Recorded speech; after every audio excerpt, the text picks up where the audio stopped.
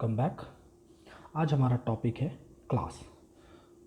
तो क्लास किसे बोलते हैं HTML में, या क्लास एट्रीब्यूट क्लास एट्रीब्यूट का क्या रोल है HTML में। तो क्लास एट्रीब्यूट का बहुत बड़ा रोल है एक वेब पेज डिज़ाइन में, और ये मैक्सिमम बहुत जगह यूज़ होने वाला है। और जैसे मैंने बताया था कि अब जो 2-3 दिन पहले जो वीडियो बनाए थे वहाँ से मैंने बताया था कि अब से जो है सारे बहुत कुछ टेक्निकल रिलेटेड हम सीखेंगे HTML में।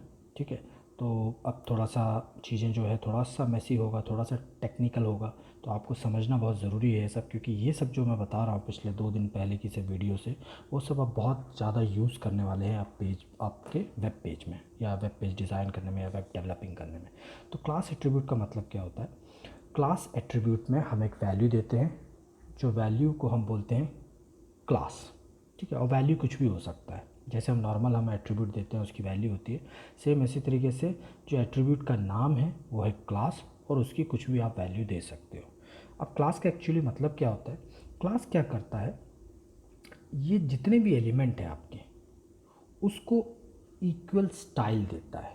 इक्वल स्टाइल मतलब, स्टाइल अगर बात करेंगे तो हम कलर, बैकग्राउंड, बॉर्डर, इन सब से, मतलब ये CSS से रिलेटेड हो जाता है। तो क्लास का मेजर रोल CSS और जावास्क्रिप्ट जब हम करेंगे तब बहुत ज़्यादा रोल प्ले करता है क्लास। तो क्लास हम तभी लगाते हैं जब हमको कोई एलिमेंट को कलर चेंज करना है, या हमको बैकग्राउंड कलर चेंज करना है, ठीक है, या हमको कुछ बॉर्डर देना है, तो तब हम क्लास का यूज़ करते हैं। लेकिन अब आप सोच रहे होंगे कि बॉर्डर, कलर, ये सब देने के लिए तो हमारे पास स्टाइल एट्रीब्यूट था, हम उससे CSS की प्रॉपर्टी और CSS की वैल्यू देते थे। बिल्कुल आप देते थे, लेकिन उसमें क्या होता था कि आपको पर्टिकुलर एक एलिमेंट को कलर करना है, मान लो उसका बैकग्राउंड कलर या उसका फ़ॉन्ट कलर आपको चेंज करना, तो आप कलर दे के आप दे सकते हो। लेकिन अगर वही दूसरा एलिमेंट को अगर चेंज करना हो तो आपको फिर से स्टाइल और एट्रीब्यूट देना पड़ता है। ओके, तो क्लास का रोल सेम वैसे ही है, लेकिन उसमें आप क्या कर सकते हो कि एक बार आपने एक एलिमेंट को क्लास दे दिया ना, तो आपको दोबारा उस एलिमेंट को कलर चेंज करने की ज़रूरत नहीं पड़ेगी, क्योंकि जो आप क्लास के अंदर कोड लिखोगे वो उस सारे एलिमेंट, मतलब सेम एलिमेंट जो सेम क्लास नेम को लेके चल रहा है, वो उसको अप्लाई कर देगा। मतलब उसका जो चीज़ें हैं वो अपने यहाँ पर ले लेगा, सेम स्टाइल और बिहेवियर को वो एलिमेंट अपने अंदर ले लेगा। और क्लास नेम जो है आप जितने एलिमेंट को देना चाहो दे सकते हो सेम नेम का। मतलब मेरा कहने का मतलब है, सिंपल आप ये समझिए कि जो क्लास होता है वो एक स्कूल में जो क्लासेस लगती हैं, कि क्लास है, क्लास 1 है और क्लास 2 है, 2 क्लासेस हैं अपने पास। क्लास 1 के अंदर क्लास 1 की एजुकेशन चलेगी, क्लास 2 के अंदर क्लास 2 की एजुकेशन चलेगी। ठीक है, तो क्लास 1 के अंदर जितने बच्चे, मान लो 20 बच्चे हैं, वो क्लास 1 की ही एजुकेशन ले सकते हैं। तो क्लास 1 में जो भी पढ़ाया जाएगा वो 20 के 20 बच्चे उसको, उस टॉपिक या उसके अंदर जो भी सब्जेक्ट होगा उसको एब्जॉर्व कर सकता है, उसका ज्ञान ले सकता है। क्लास 2 के बच्चे सिर्फ क्लास 2 का कर सकते हैं। तो क्लास का मतलब यही है, जो एट्रीब्यूट नेम, जो क्लास नेम जो बता रहा हूँ मैं एट्रीब्यूट, उसका भी रोल ऐसे ही है HTML के स्ट्रक्चर में, कि अगर आप वो क्लास नेम, मतलब मान के चलो कि स्टैंडर्ड 1 क्लास किसी बच्चों के ऊपर लगाएंगे, तो उसके अंदर जितने भी वो क्लास 1 नाम आएगा वो सेम एजुकेशन को लेंगे।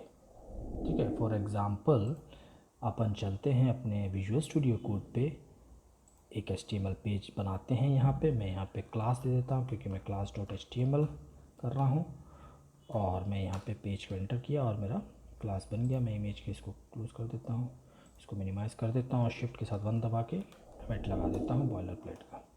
ठीक है, और मैं यहाँ पे इसको टाइटल को चेंज कर देता हूँ क्लास। ओके, और मेरे ख्याल से आपको दिख रहा होगा, मैं इसको बड़ा कर देता हूँ और टोगल कर देता हूँ ताकि बाहर ना जाए मेरा कोड। ओके, अब ओके, अब हम चालू करते हैं, बॉडी से चालू करेंगे। मान के चलिए कि अभी शायद आपको अच्छे से और समझ में, बस क्लास जो है आप इसको समझिए, बहुत ज़रूरी सब्जेक्ट है ये। ओके, तो मैं मान लीजिए कि मैं एक डिव एलिमेंट यूज़ करता हूँ। ओके, एक डिव एलिमेंट, मैंने डिव के बारे में मैंने कल बताया था कि डिव एक कंटेनर का काम करता है। ओके, मैंने एक डिव एलिमेंट लिया और div के अंदर मैं एक हेडिंग डालता हूँ H2 करके। ओके, और हेडिंग दे देता हूँ, जैसे मान लो कि मैं जगह का नाम दे देता हूँ दिल्ली। ओके, और मैं फिर एक पैराग्राफ लिख देता हूँ P, और पैराग्राफ में लिखता हूँ Delhi is the capital of India. Okay, मैंने पैराग्राफ लिखा। मेरा ये हेडिंग और ये पैराग्राफ एक कंटेनर div के अंदर पड़ा है, जो कि एक ब्लॉक एलिमेंट कहलाता है। H2 भी एक ब्लॉक एलिमेंट है और P भी एक ब्लॉक एलिमेंट है। ओके, मैं एक और div बनाता हूँ। मैं एक और div बना रहा हूँ, और मैं इसके अंदर भी सेम एक H2 ले लेता हूँ, एक हेडिंग 2, और इसके अंदर लिख देता हूँ मुंबई। ओके, और मैं यहाँ पे भी एक P एलिमेंट लेता हूँ, और मैं यहाँ पे लिख देता हूँ Mumbai is the capital of Maharashtra.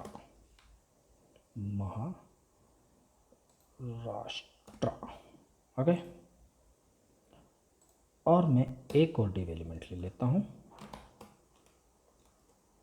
और मैं यहाँ पे भी एक हेडिंग डालता हूँ, सेम हेडिंग H2 ही लेता हूँ मैं, और यहाँ पे डाल देता हूँ जयपुर।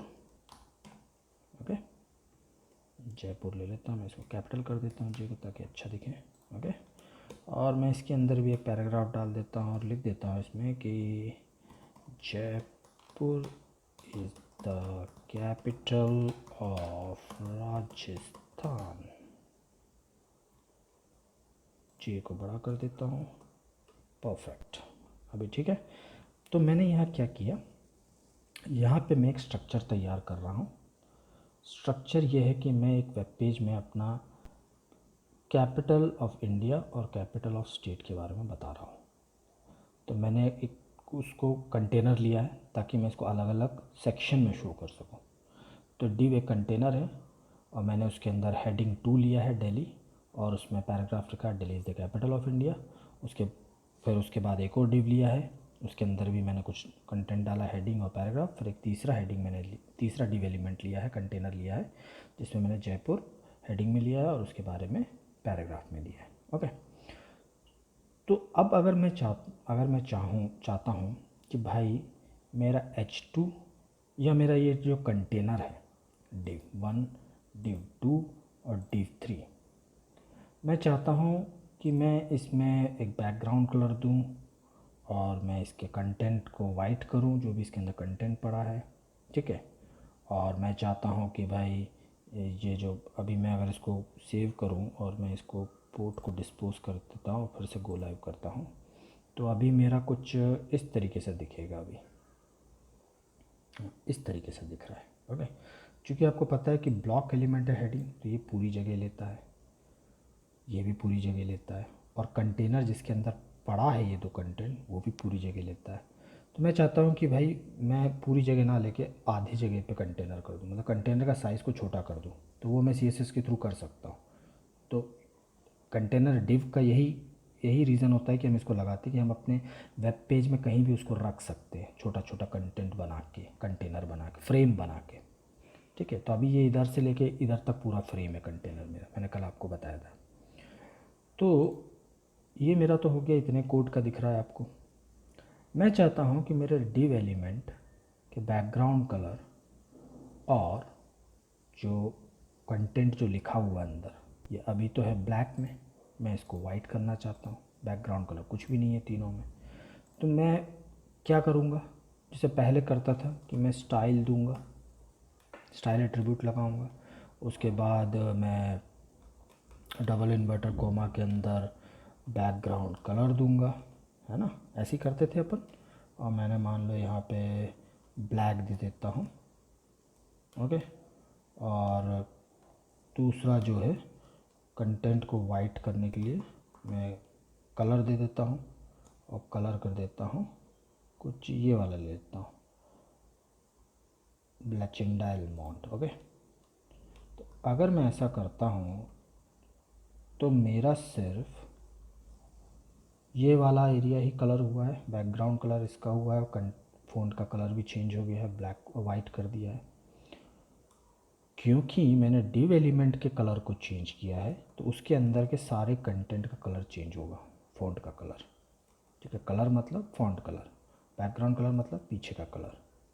ठीक है, लेकिन मुझे अगर इसको भी चेंज करना हो तो मुझे हर बार यही स्टाइल देना पड़ेगा, और इसको भी चेंज करना तो फिर स्टाइल देना पड़ेगा, फिर और भी जो कुछ करूँगा उसमें भी स्टाइल देना पड़ेगा। तो ये चीज़ से बचने के लिए मेरे पास एक तरीका है, और जिसको बोलते हैं क्लास। ओके, ये क्लास अगर मैं दे देता हूँ और मैं इसमें वैल्यू दे देता हूँ, जैसे कि कुछ भी आप वैल्यू दे सकते हो, वैल्यू कोई ज़रूरी नहीं है। ठीक है, तो मान लो कि मैं यहाँ वैल्यू दे देता हूँ सिटीज़। ठीक है, वैल्यू मीनिंगफुल हो तो ज़्यादा अच्छा, ताकि आप बाद में जब लंबा कोड बनाए तो आपको समझ में आ जाए कि क्लास आपने किसके लिए दिया था। तो मैं चूँकि सिटीज़ में कुछ चेंजेस करना चाहता तो मैंने क्लास दे दिया। तो ये डिव एलिमेंट में मैंने क्लास दे दिया है, जिसका नाम मैंने, क्लास का नाम है मेरा सिटीज़। मैं इसको कॉपी कर देता हूँ और सभी में लगा देता हूँ। ओके, सभी में, सभी डिव एलिमेंट में मैं लगा देता हूँ। तो मेरे ये तीनों में, तीनों डिव एलिमेंट में 3 क्लास हैं। जिन तीनों क्लास हैं उसके नाम सेम रखे मैंने। अभी मैं सेव करूँगा तभी कुछ नहीं दिखेगा, क्योंकि मैंने क्लास के लिए मैंने अभी कुछ कोडिंग किया नहीं है। तो इसमें कोडिंग करने के लिए क्लास के फंक्शंस को कैसे वो काम करता है, तो सबसे पहले आपको तो क्लास देना पड़ता है और उसके लिए कोई नाम चुन लीजिए। अब मैं हेड एलिमेंट पे जाके मैं एक स्टाइल एलिमेंट का यूज़ करूँगा। ये स्टाइल एलिमेंट, एक तो आपने एट्रीब्यूट स्टाइल देखा था, स्टाइल एलिमेंट CSS में आता है और ये हेड में आता है। तो इस टाइप से जो कोडिंग करते हैं स्टाइल एलिमेंट देके, उसको हम बोलते हैं इंटरनल CSS लगाना। 3 टाइप के होते हैं, इनलाइन CSS होता है, इंटरनल CSS होता है और एक एक्सटर्नल CSS होता है। इंटरनल मतलब जो हम पहले लगाते थे, स्टाइल लगा के CSS की प्रॉपर्टी और वैल्यू देते थे, इनलाइन सॉरी। और इंटरनल जो होता है, इसमें हम स्टाइल एट्रीब्यूट यूज़ नहीं करेंगे, स्टाइल एलिमेंट यूज़ करेंगे। ठीक है, तो स्टाइल एलिमेंट इसको बोलते हैं, इसको इंटरनल बोलते हैं, जो हेड के अंदर आता है। ठीक है, और एक्सटर्नल जो होता है वो अलग से आप CSS की एक फ़ाइल, यहाँ पे जैसे मैंने बताया था पहले दिन कि आप यहाँ पे .css करके एक फ़ाइल बना सकते हैं। तो वो अपन आएंगे CSS में। तो अभी सिर्फ आप क्लास को समझने की कोशिश कीजिए, मैं ये सब बाद में बताऊँगा आपको ये सब। तो क्लास क्या रोल प्ले करता है अभी आप देखिएगा। तो मैंने बताया था आपको कि क्लास जो होता है वो हर एलिमेंट, जो भी एलिमेंट में आप क्लास सेम क्लास नेम लगाएंगे, उस सब की वैल्यू, जो स्टाइल जो रहेगा, स्टाइल की वैल्यू वो सभी एलिमेंट पे अप्लाई हो जाएगा। तो मैंने अभी जो एलिमेंट पे क्लास लगा रहा हूँ वो डिव एलिमेंट पे, और मैं सेम नाम ले रहा हूँ सबका क्लास नेम। ओके, अब मैं यहाँ पे एक्चुअल स्टेटमेंट ऑफ कोड लिखूँगा। तो क्लास को इंटरनल CSS में शो करने के लिए, क्योंकि ये CSS का ही रोल होता है, मेजर रोल क्लास और क्लास एट्रीब्यूट का CSS और जावास्क्रिप्ट के लिए होता है। तो हमको क्लास एलिमेंट को शो करने के लिए हमको डॉट लगाना पड़ता है। तो डॉट का मतलब होता है कि हम क्लास लगा रहे हैं। ठीक है, और हम उसके साथ क्लास का नाम लिखेंगे। तो क्लास का नाम क्या हो गया, ये सिटीज़। तो हमको एज इट इज़ लिखना पड़ेगा सिटीज़। तो डॉट सिटीज़ मतलब क्लास, और क्लास का नेम जो था वो है सिटीज़।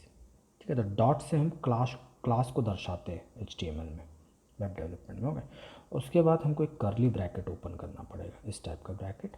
एंटर दबा दीजिए और इसके अंदर आपको कोड लिखेंगे। तो अब हम इसके अंदर लिखेंगे बैकग्राउंड कलर जो कि ब्लैक। ओके, फिर हम एंटर दबा देंगे, एक और कोड लिखते हैं। अब लाइन से भी लिख सकते हो, लेकिन अच्छा दिखे इसलिए मैं इस टाइप से नीचे कर रहा हूँ। और मैं कलर कर देता हूँ, कलर में कर देता हूँ ब्लैचिंग एलमॉन्ड। और उसके बाद मैं इसको थोड़ा सा मार्जिन भी दे देता हूँ। ये सब बाद में बताऊँगा मार्जिन वगैरह क्या होता है। मार्जिन दे देता हूँ, जैसे मान लो 20 px दे दिया। और मैं इसमें एक पैडिंग भी दे देता हूँ। इस सब के बारे में मैं आपको बाद में बताऊंगा कि पैडिंग और मार्जिन क्या होता है। इसमें भी 20px देता हूँ। अब मैं इसको सेव करता हूँ। तो मैंने क्या किया है, मैंने जितने भी क्लास हैं जिसका नेम सेम रखा है, मैंने जितने एलिमेंट हैं डिव के, तो अब क्या करेगा, ये मैंने जो ब्लॉक ऑफ कोड बनाया है यहाँ पे, ये ब्लॉक ऑफ कोड के अंदर जो भी प्रॉपर्टी मैंने सेट किया है इस क्लास के नेम के अंदर, वो इन सब पे ऑटोमेटिक अप्लाई हो जाएगा। ठीक है, तो अब मुझे को क्या है, मान लो मैं एक और डिव देता हूँ। अगर मैं एक और डिव देता हूँ तो मेरे को सिर्फ क्लास नेम दे दूंगा, मेरी प्रॉपर्टीज़ वो सेम की सेम रहेगी। तो कई बार हमको ज़रूरत होती है कि हमारे वेब पेज पे एक ही कलर बार बार चले, एक ही बैकग्राउंड बार बार चले। ओके, तो अब देखिए मैं इसको सेव करता हूँ और यहाँ पे अपन चलते हैं। तो ये कुछ इस तरीके से आपको दिख रहा है। ओके, अगर मैं मार्जिन और पैडिंग हटा देता हूँ, कमेंट लगा के मैं मार्जिन और पैडिंग हटा देता हूँ। सॉरी, ये CSS का है, तो मैं CSS के कमांड HTML का कमेंट यहाँ यूज़ नहीं कर सकता। मैं इसको अभी फ़िलहाल के लिए डिलीट कर देता हूँ। मैं इसके बारे में बाद में बताऊँगा आपको, क्योंकि HTML का कमेंट यहाँ नहीं लगा, क्योंकि ये CSS की प्रॉपर्टीज़ लगा रहे हैं। क्योंकि स्टाइल एलिमेंट जो है के अंदर हम CSS यूज़ करते हैं। तो मैंने बताया था HTML का कमेंट और CSS का कमेंट और जावास्क्रिप्ट का कमेंट अलग होता है। तो मैं सेव कर देता हूँ। तो अभी आप देखिए, मैं मार्जिन और पैडिंग हटा दिया तो ये पूरा ब्लॉक ले रहा है। तो मार्जिन पैडिंग यही करता है। ओके, तो ये मार्जिन पैडिंग यही करता है। देखिए, मार्जिन 20% हो गया। पैडिंग मतलब मार्जिन के बीच का जो हिस्से को बोलते हैं पैडिंग। वो अपन आएंगे उस पर, लेकिन अभी आप डिफरेंस देखिए। ठीक है, तो मेरा 3 डिव एलिमेंट था, तीनों डिव एलिमेंट पे एक साथ सारे एक ही स्टाइल चल रहा है। तो यही क्लास करता है। ठीक है, और क्लास का एक मेजर जो गुड थिंग है, जो अच्छी चीज़, वो ये है कि आप क्लास के नेम को बार बार यूज़ कर सकते हो कहीं पे भी। अगर मैं एक डिव यहाँ पे, अगर मान लीजिए कि मैं H1 लगाता हूँ। ओके, और मैं यहाँ पे क्लास को इसी सेम क्लास को यूज़ करता हूँ, सिटीज़ को। ओके, और मैं इसको क्लोज़ कर देता हूँ और यहाँ पे मैं दे देता हूँ हेलो वर्ल्ड। सेव करता हूँ और नीचे जाऊँगा। देखिए, ये बन गया है ना, क्योंकि मैंने सिर्फ कलर कुछ नहीं दिया इसमें, ये ऑटोमेटिकली मैंने क्लास में दे रखा था। और सेम जो मैंने जो क्लास का नाम है वो सिटीज़ कॉल किया है। और क्योंकि यहाँ पे क्लास और cities block of statement code में मैंने ये सब दे रखा है, इसलिए ये सेम यहाँ पे भी इस एलिमेंट के लिए भी अप्लाई हो गया। आप P1 के लिए भी कर सकते हो। अगर मैं P के लिए भी अगर दूंगा तो ये P के लिए काम करेगा। ओके, अगर मैं इसको यहाँ से कट करके मैं P के अंदर दे देता हूँ और मैं यहाँ से H1 को डिलीट कर देता हूँ। सॉरी, इसको, हाँ। ओके, अब मैं इस इधर पे भी करता हूँ तो पैराग्राफ के अंदर भी सेम अप्लाई होगा। देखिए, ये पैराग्राफ के अंदर भी सेम अप्लाई होगा। तो क्लास का रूल यही होता है, क्लास का रूल यही होता है कि आप एक ही स्टाइल को कई एलिमेंट्स पे यूज़ कर सकते हो सेम क्लास नेम से। ओके, तो अगर मैं यहाँ पे क्लास नेम अगर मैं चेंज कर देता हूँ, जैसे मान ले लेता हूँ कि कैपिटल कर देता हूँ, सेव करता हूँ, तो मेरा इस पे अप्लाई नहीं होगा, क्योंकि कैपिटल क्लास का मैंने कुछ बनाया ही नहीं है। समझ गए? अगर मैं यहाँ पे स्टाइल के अंदर मैं डॉट कैपिटल करके ब्लॉक ऑफ स्टेटमेंट कोड दे देता हूँ, ठीक है, और मैं इसमें बैकग्राउंड कलर जो है वो कर देता हूँ कुछ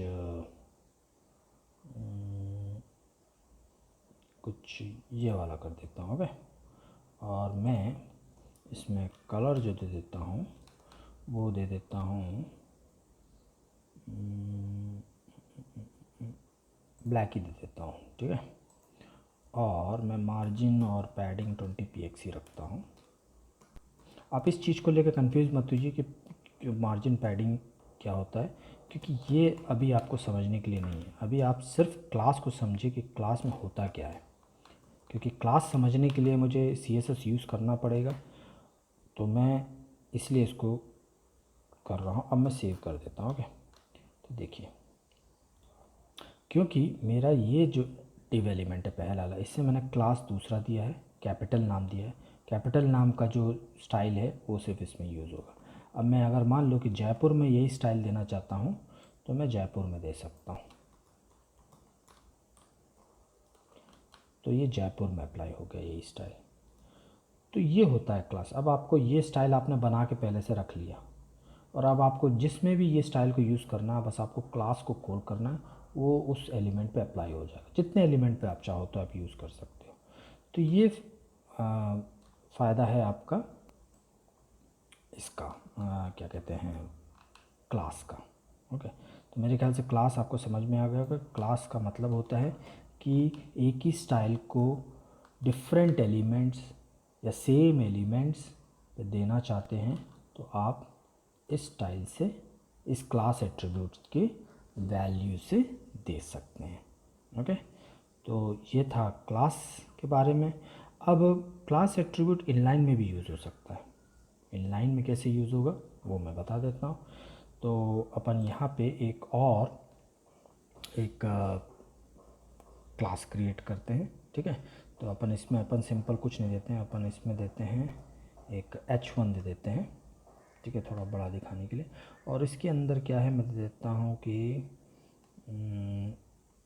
क्लास, और यहाँ पे दे देता हूँ मैं स्पैन एलिमेंट के बारे में बताया था, और इसमें स्पैन के अंदर मैं क्लास दे देता हूँ। और क्लास क्या देता हूँ मैं इसके अंदर दे देता हूँ नोट्स दे देता हूँ। ओके, नोट दे देता हूँ, कुछ भी ले सकते हो आप। ठीक है, और मैं इसको क्लोज कर देता हूँ, और स्पैन के अंदर मैं लिख देता हूँ कि क्लास इज या इम्पोर्टेंट, क्लास इम्पोर्टेंट, और इसके बाद में यहाँ पे दे देता हूँ इन HTML। ओके, मैं सेव कर देता हूँ, और अभी मैं देखता हूँ अपना जो है वो मेरा इस तरीके से आ रहा है। अब चूंकि मेरा इंपॉर्टेंट स्पैन है छोटा कंटेनर के अंदर, तो मैं इसको कंट्रोल कैसे कर सकता हूँ, मैंने क्लास तो दे दिया है, मैं यहाँ पे एक और स्टाइल दे देता हूँ। क्लास शुरू करने के लिए डॉट लगाना पड़ता है, नोट लिखूँगा क्योंकि क्लास नेम है मेरा, और मैं इसके अंदर लिख देता हूँ कलर। कलर क्या करूँ मैं, इसमें लिख देता हूँ क्रिम्सन। ओके, और मैं इसके बाद इसको कुछ बोल्ड करने की चाहूँ तो बोल्ड भी कर सकता हूँ, या रहने देते हो, या फ़ॉन्ट साइज़ बढ़ा देता हूँ। मैं इसका फ़ॉन्ट साइज़ कर देता हूँ 140%, और सेव कर देता हूँ। तो मैंने ये क्लास दे दिया, क्लास का एक ब्लॉक ऑफ कोड दे दिया है जिसमें मैं स्टाइल कुछ रखा हूँ। ये मेरा क्लास है, डॉट लगा हुआ है इसलिए क्लास है, और नोट मेरा क्लास का नेम है। और मैंने ये नेम को, इस क्लास के नेम को मैंने H1 के अंदर एक स्पैन दिया है। स्पैन के अंदर इम्पॉर्टेंट के लिए मैंने ये रोल प्ले कर रहा हूँ, ये क्लास दे रहा हूँ, क्योंकि स्पैन एक कंटेनर, तो इम्पॉर्टेंट एक कंटेनर, छोटा कंटेनर के अंदर आएगा, और स्पैन एक इनलाइन कंटेनर है। तो इनलाइन में, इनलाइन कंटेनर के अंदर, इनलाइन एलिमेंट के अंदर कैसे स्पैन यूज़ कर, क्लास को यूज़ कर सकते हो उसके बारे में दिखा रहा हूँ। तो मैं सेव कर दिया, को लाइव पे जाके देखूँगा, तो यहाँ देखिए सिर्फ आप इसके अंदर इम्पॉर्टेंट के अंदर कलर जो है वो चेंज हो गया है, क्योंकि मैंने इस कंटेनर को ही कलर किया है। तो कभी कभी ज़रूरत पड़ता है कि आप एक हेडिंग लिख रहे हैं और उस हेडिंग का कोई एक चीज़ जो है, बीच का जो मटेरियल है उसका कलर चेंज हो जाए, तो वहाँ पे आप इनलाइन एलिमेंट के अंदर भी आप स्पैन का, ये क्लास का यूज़ कर सकते हैं। ओके, तो क्लास का मेरे ख्याल से अब आपको समझ में आ गया होगा कि क्लास ब्लॉक एलिमेंट और इनलाइन में भी काम करता है। ठीक है, और ये क्लास एट्रीब्यूट किसी भी HTML एलिमेंट में यूज़ कर सकते हो, कोई ज़रूरी नहीं है कि आप सिर्फ ब्लॉक और ये सब में ही यूज़ करो, किसी भी एलिमेंट में, क्योंकि क्लास एट्रीब्यूट जो है ग्लोबल एट्रीब्यूट है, मैंने बताया था आपको। और ग्लोबल एट्रीब्यूट किसी भी एलिमेंट पे यूज़ कर सकते हो। और क्लास में कंपलसरी नहीं है कि आप एक ही नाम को एक ही एलिमेंट पे यूज़ कर सकते हो। क्लास नेम मल्टीपल एलिमेंट में जितनी बार यूज़ करना चाहो यूज़ कर सकते हो, ठीक है। ये ग्लोबल होता है, ये ना क्लास जो होता है आप जितनी बार यूज़ करना चाहते हो सेम नाम को वो यूज़ कर सकते हो, क्योंकि ये यूनिक नाम नहीं होता है।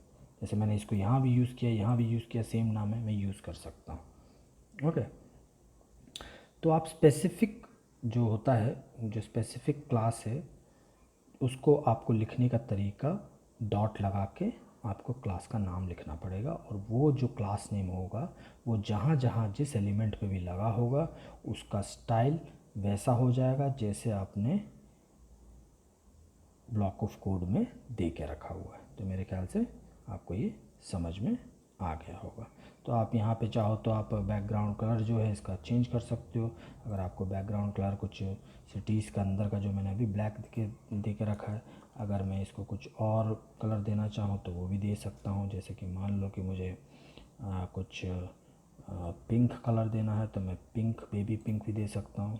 तो मैं जैसे ही इसको दूंगा तो, और मैं ये कलर यहाँ पे चेंज करना पड़ेगा क्योंकि पिंक के ऊपर फ़ॉन्ट का कलर अगर वाइट रखूँगा तो समझ नहीं आएगा। ओके, तो मैं यहाँ पे ब्लैक दे देता हूँ और मैं यहाँ देखिए तो मेरा ये कुछ इस टाइप से आ रहा है।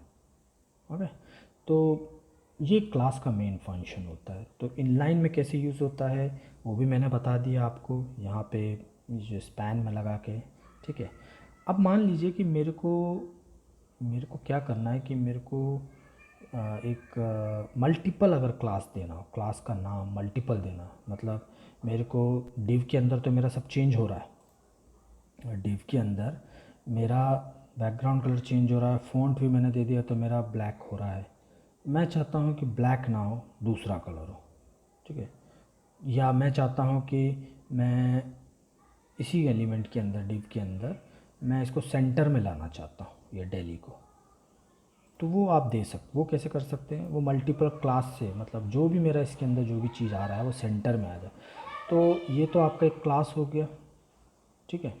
और मैं मल्टीपल, इसको अकेला मुझे सेंटर करना है तो मैं एक और क्लास दे सकता हूँ डबल इन्वर्टर के अंदर। बस ये है कि दो क्लास नेम देने के लिए आपको स्पेस देना पड़ेगा। तो यहाँ पे मैं मान लो कि दे देता हूँ सेंटर या सेंटरिंग। ओके, बीच में करना, कुछ भी दे सकते हो जो आपको मतलब का लगे।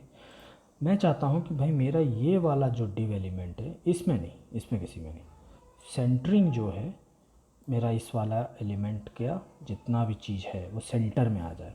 तो मैं एक और क्लास नेम दे सकता हूँ। तो मल्टीपल क्लास नेम आप दे सकते हो जितना देना चाहो, हर क्लास नेम को आप कंट्रोल कर सकते हो इधर पे ब्लॉक स्टेटमेंट देके। तो सेंटरिंग मल्टीपल क्लास नेम देना हो तो आपको इस तरीके से देना पड़ेगा। अगर एक ही एलिमेंट में आपको मल्टीपल क्लास देना है तो आप सिटीज़ जैसे मैंने दिया उसके बाद स्पेस देके आप दूसरा क्लास नेम दे सकते हो, कोई कोमा नहीं लगाना है, स्पेस ओनली, ठीक है। तो इस तरीके से आप मल्टीपल वो भी दे सकते हो। अब मान लो कि मैं यहाँ पे सेंटरिंग का लिख देता हूँ डॉट, क्योंकि मेरा क्लास है तो क्लास में शो करने के लिए डॉट लगाऊंगा और सेंटरिंग कर देता हूँ। सेंटरिंग यहाँ पे आ गया है और मैं यहाँ पे ब्लॉक ऑफ कोड लिखता हूँ।